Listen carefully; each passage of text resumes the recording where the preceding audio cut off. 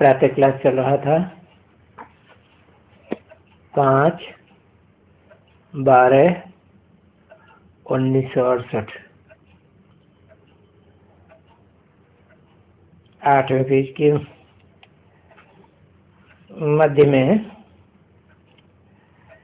बात चल रही थी। आत्मा में जो संस्कार रहते हैं तो आत्मा यहाँ आकर के देखती है कि बरोबर जहाँ हम पढ़ करके गए हैं, हमारे मित्र संबंधी वगैरह यहाँ है। अभी है तो ये सब ड्रामा की बात। फिर इनमें संशय की तो कोई बात होने की दरकार ही नहीं है कि जो कुछ भी ड्रामा में है वही तुम फिर से रिपीट करते हो, देखते हो, सुनते हो।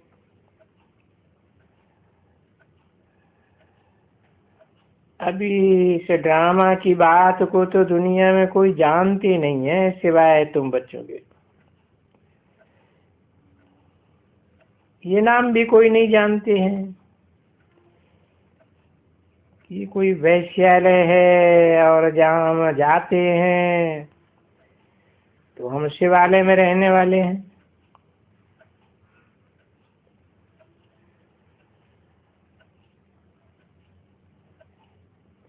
हम वैश्यालय में रहने वाले हैं ऐसा कोई समझते हैं? नहीं। फिर इस समय में जानते हो कि ये तो हम तो थे ही शिवालय में रहने वाले। फिर हम कैसे आकर के वैश्यालय में पड़ गए? तो बाप समझाते हैं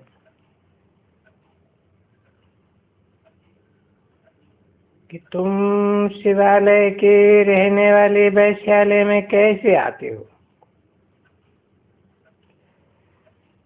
वो चक्कर की बात तुमको बैठ करके समझाते हैं।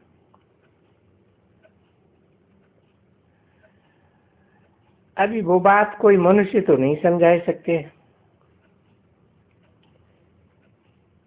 कि तुम शिवालय में थे जरूर, पीछे तुमको 5000 वर्ष हुआ,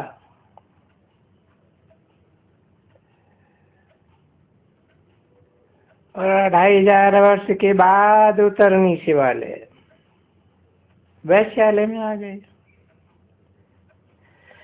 वाम मार्ग शुरू हो गया। अभी वो वाम मार्ग पूरा होते हैं। बाबा आते हैं तुमको फिर शिवालय में ले जाने के लिए, और शिवालय में ले जाने के लिए सारी शिक्षा तुमको देते हैं। फिर तुम शिवालय से उतर करके नीचे आते हो। ऐसे चक्कर चलता ही रहता है। ऐसे बहुत मनुष्य कहते हैं कि भगवान को क्या पड़ी थी जो ऐसा चक्कर रचा। तो बोलो बाबा ने नहीं रचा है, ये तो अनादि रचा हुआ ड्रामा है। अगर रचा कहेंगे तो कभी ये रक्षा, कभी ये रचा, ये क्वेश्चन उठ जाता है, सवाल उठता है ना। तो हाँ चलो बच्चे, सभी रूहानी सेंटर्स के प्रजापिता ब्रह्मा कुमार वंशावली ब्राह्मण सर्वोत्तम कुलभूषण, सभी रूहानी सबसे मीठे मीठे बच्चों मधुबन से रूहानी बाप व दादा का आज गुरुवार के दिन दिल व जान से और प्रेम से बाप दादा के याद प्यार और गुड मॉर्निंग। मीठी मीठी शिकिल दे रूहानी बच्चों प्रति रूहानी बाप दादा का प्रेम से मीठे मीठे बच्चों को नंबरवार पुरुषार्थ अनुसार याद प्यार गुड मॉर्निंग। मीठे मीठे शिकिल दे रूहानी बच्चों प्रति रूहानी बाप की नमस्ते।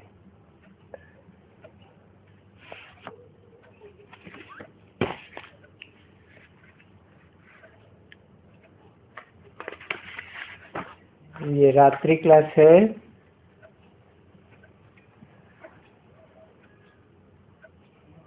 अधूरी मूल्य उठाई है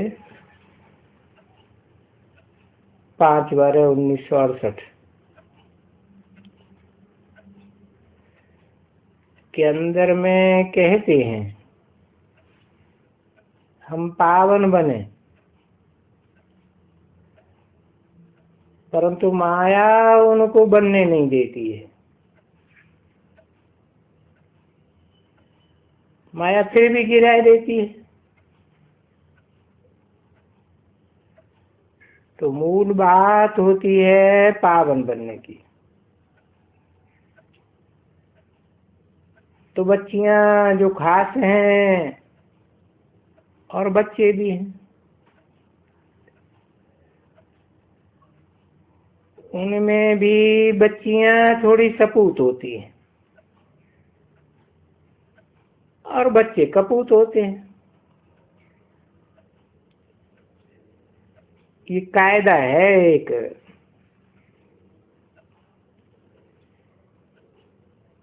क्योंकि ये जो बच्चियां होती हैं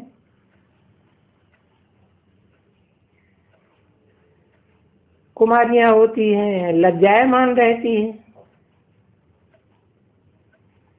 लज्जा वाली होती है।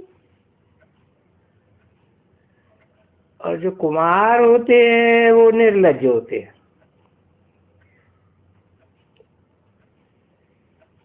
तो ये एक कायदा है, समझे ना। और ये बनावट ही ऐसी है। पुरुषों की बनावट में और स्त्रियों की बनावट में फर्क है ना। देखो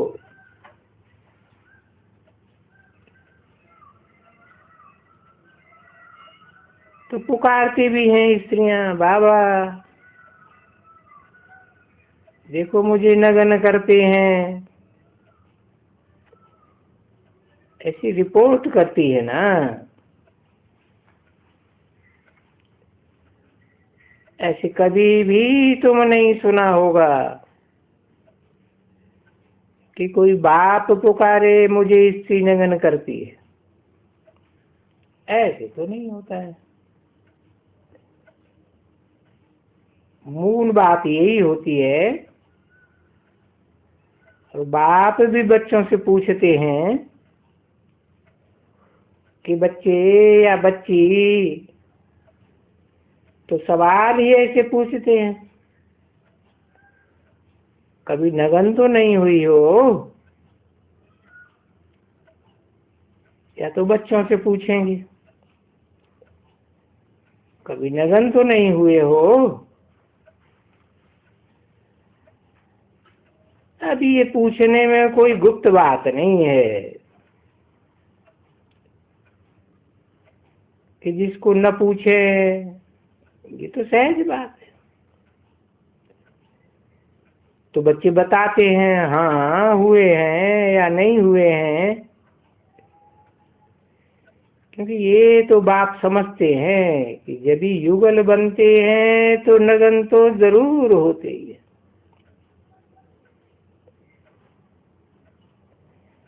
तो बाप जानते हैं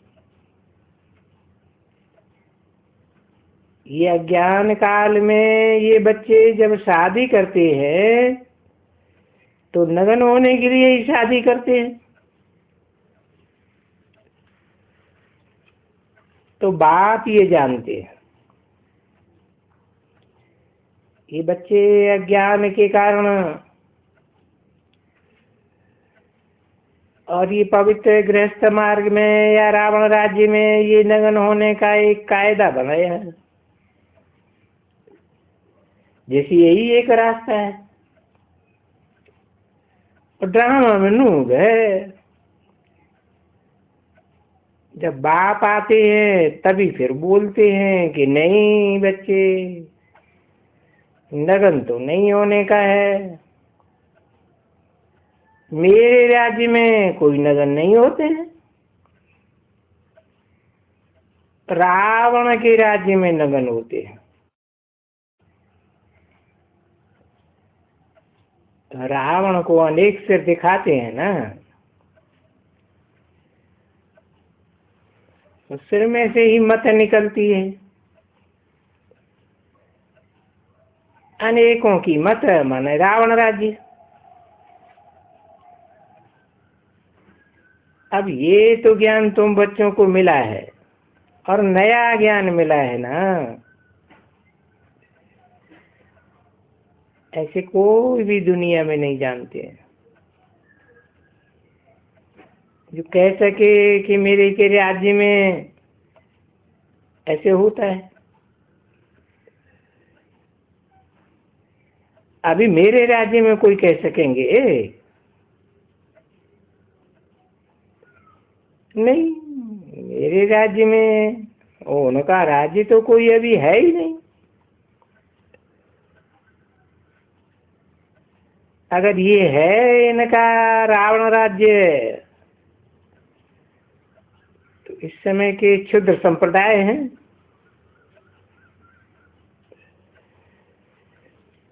उनका तो ये धर्म ही है। क्षुद्र संप्रदाय, वैश्य संप्रदाय, ये दोनों का धर्म है नगन होने का। और ये ड्रामा का प्लान है। पाप तो जरूर होता है, क्योंकि विकारी बनते हैं ना, तो पाप तो जरूर होते हैं।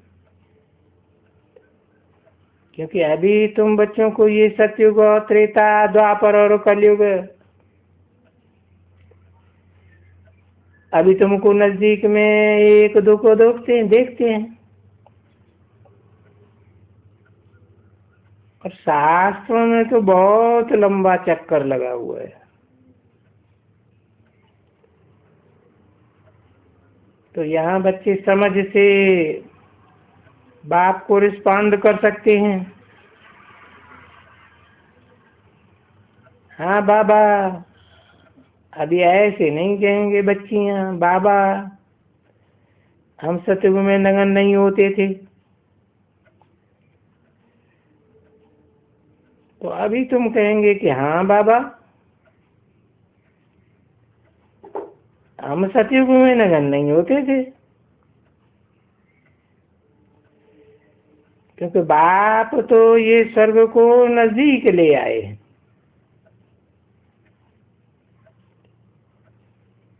इस समय में भारतवासी स्वर्ग को 40,000 वर्ष दूर रखते,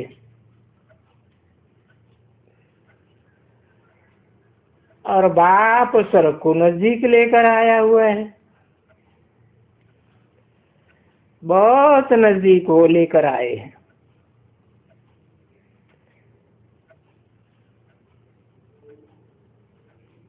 कहाँ 40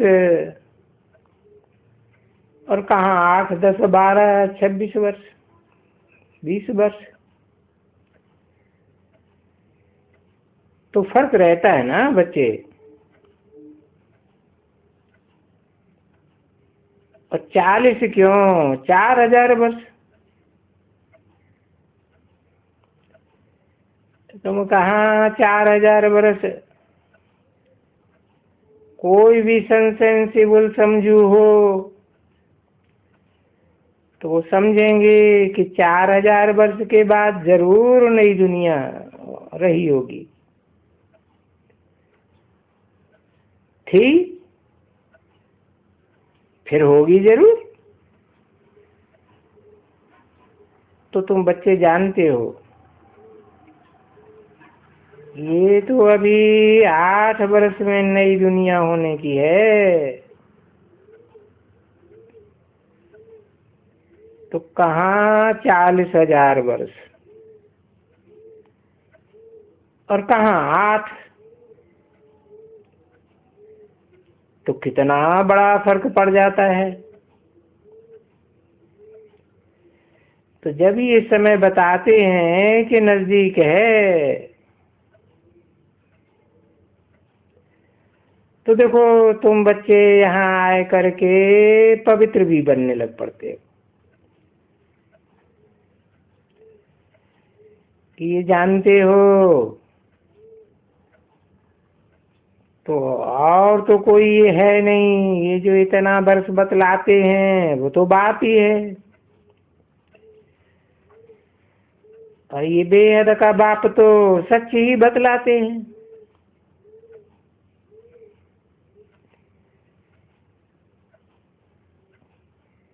कि 4 बरस कल्प की आयु 5,000 वर्ष, यही सत्य है। सत्य है तब तो तुम जा करके सबको समझाते हो। तो वो लोग तो बंडल खाते हैं।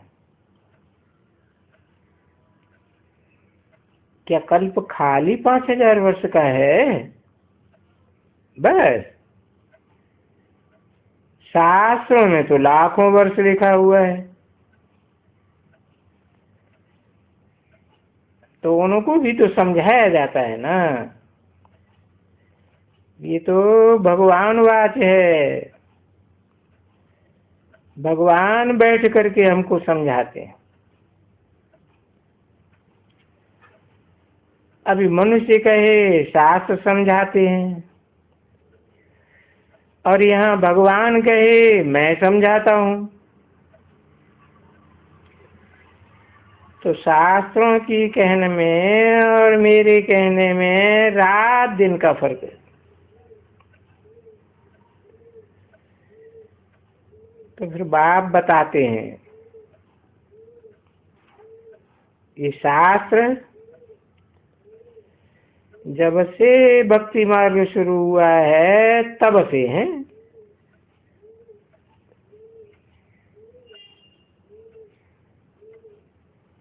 और तुमको भक्ति मार्ग में कितना समय हुआ?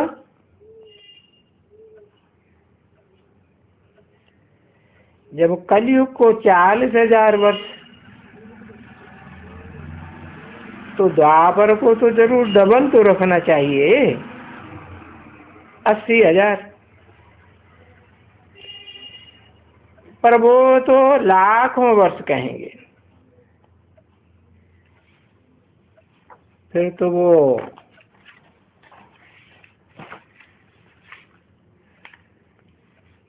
इतना लंबा चले जाते हैं। तो बच्चे समझते हैं ये जो घोर अंधियारा कहा जाता है तो इसको ही कहा जाता है। 5/12/1968 की रात्रि क्लास का दूसरा पेज। मनुष्य समझते हैं 40,000 वर्ष, और यहाँ तुम कहते हो बाकी 8।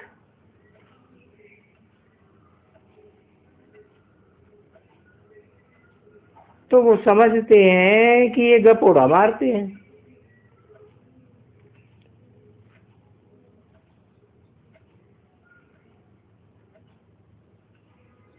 अरे कोई फर्क हो थोड़ा सा तो भी कोई माने।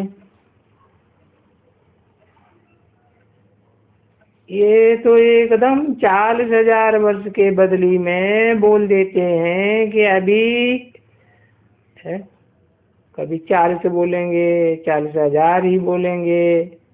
भले 2-4 वर्ष के पीछे पूछो तो भी 40,000 वर्ष बोल देंगे।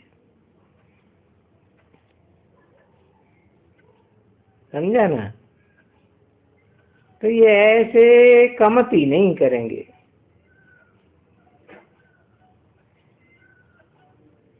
40 से